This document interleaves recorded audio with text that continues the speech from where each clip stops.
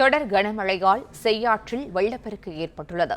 வெங்கச்சேரி தடுப்பணை நிரம்பி வினாடிக்கு 10,000 கன அடி தண்ணீர் ஆற்றில் கடந்து செல்வதால் ஆற்றங்கரையோரம் வசிப்பவர்களுக்கு வெள்ள அபாய எச்சரிக்கை விடுக்கப்பட்டுள்ளது. கூடுதல் விவரங்களை செய்தியாளர் ஸ்ரீராம் வழங்க கேட்கலாம். ஸ்ரீராம், வணக்கம். விவரங்களை பதிவு பண்ணலாம்.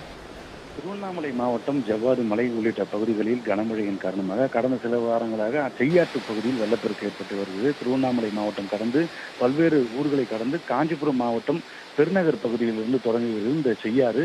அதன் அடுத்து இருக்கக்கூடிய அணைக்கட்டு, அதே போன்று வெங்கச்சேரி தடுப்பணை, இரண்டு தடுப்பணைகளுமே முழு கொள்ளளவை எட்டி அங்கிருந்து 10,000 கன அடி நீரானது இந்த இரண்டு தடுப்பணைகளும் கடந்து செல்கிறது.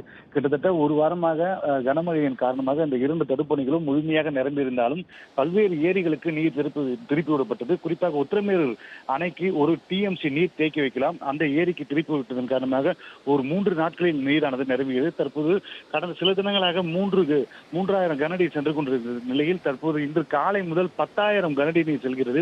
இந்த செய்யாற்று கரை ஒட்டியுள்ள பொதுமக்களுக்கு வெள்ள அபாய எச்சரிக்கை ஏற்கனவே விட்டிருந்தாலும் தற்போது கூடுதலான நீர் 10,000 கன அடி நீர் செல்வதன் காரணமாக இரு கரையோர மக்களும் அந்த நீர் குளிக்கவோ, அதே போன்று துணி துவைக்கவோ, மாடுகள் மேய்க்கவோ, புகைப்படம் எடுக்கவோ கூடாது என மாவட்ட நிர்வாகம் சார்பிலும் தெரிவிக்கப்பட்டுள்ளது. தொடர்ந்து நீர்வளத்துறை அதிகாரிகள் இந்த செய்யாற்றிலுடைய நீரை கணக்கிடும் பணியிலும், அதே போன்று இங்கிருந்து பல்வேறு ஏரிகளுக்கு திருப்பி வரும் பணியிலும் அதிகாரிகள் ஈடுபட்டு வருகிறார்கள். கடந்த சில தினங்களாக இந்த செய்யாற்று படுகையின் காரணமாக கிட்டத்தட்ட 70க்கும் மேற்பட்ட ஏரிகள் இதன் காரணமாக நிரம்பியிருக்கிறது. இந்த ஏரியானது காஞ்சிபுரத்தை கடந்து திருமுக்கூடல், அதே போன்று செங்கல்பட்டு, அதன் பின்பாக கடலில் கலக்கும் கல்பாக்கம் அருகே தற்போது 10,000 கன அடி நீர் செய்யாற்றில் செல்வதன் காரணமாக பொதுமக்களுக்கு வெள்ள அபாய எச்சரிக்கை விடப்பட்டுள்ளது.